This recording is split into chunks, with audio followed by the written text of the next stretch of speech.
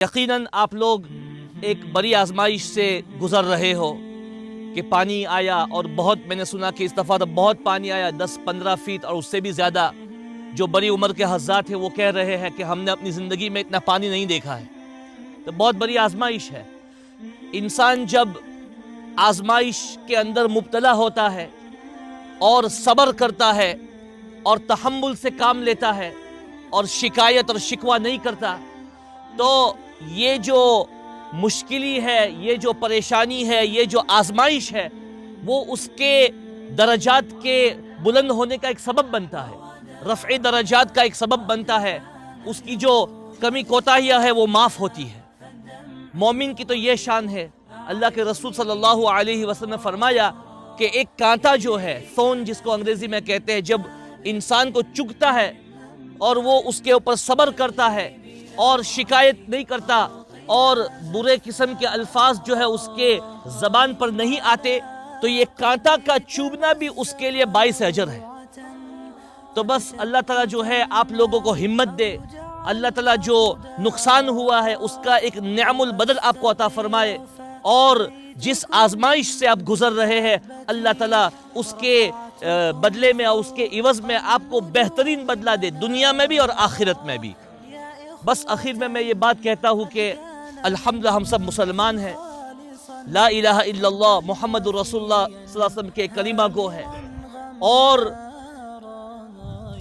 آپ جو ہے مجھے نہیں پہچانتے، نہ میں آپ کو پہچانتا ہوں، لیکن ہم آپ کی خدمت میں حاضر ہوئے ہیں۔ یہ ہماری ایمانی اخوت کی وجہ سے ہے۔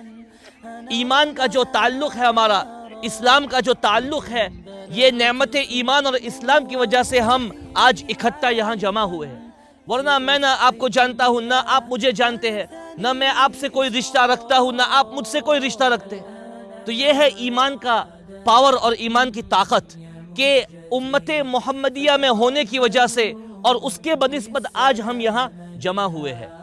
اور جب ہم امت محمدیہ میں ہے، کلمہ گو ہے، تو اس کے کچھ تقاضے ہیں، آپ تو مجھ سے بہتر جانتے ہیں ماشاءاللہ، بڑی بڑی عمر کے حضرات یہاں ہیں، سفید داڑھی والے ہیں ماشاءاللہ۔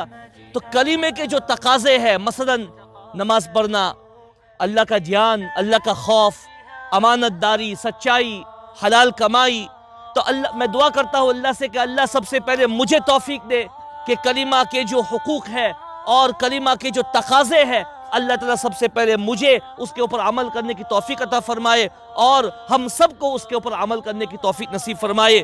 یہ کچھ عطیات ہم لائے ہیں آپ کے لیے، اللہ تعالیٰ اس کو قبول کرے۔ بہت سارے لوگوں نے تعاون کیا ہے، ہمارے وہاں کوئی کام کرتا ہے، مزدور بھی ہوتے ہیں، تجار بھی ہوتے ہیں، سب تھوڑا تھوڑا دیتے ہیں، تو الحمدللہ اس کی بنسبت ہم یہاں حاضر ہوئے ہیں۔ ایک انویلوپ کے اندر الحمدللہ 25,000 روپے ہے۔ یہ کوئی زیادہ رقم نہیں ہے، ہم جانتے ہیں، لیکن چلو آپ کی کچھ مدد ہو جائے گی، کچھ عرصے تک انشاءاللہ، کچھ ہفتوں تک، کچھ دنوں تک آپ کو کچھ سہولتیں آپ کے لیے پیدا ہو جائے گی، کچھ کھانے میں مدد ہو جائے گی، کچھ کپڑوں میں، کچھ دوائی میں، کچھ ادھر ادھر۔ تو بس زیادہ رقم نہیں ہے، ہم جانتے ہیں، لیکن یہ چھوٹا ہمارا ایک تحفہ ہے، امید ہے کہ آپ اس کو قبول کریں گے۔ جزاک اللہ۔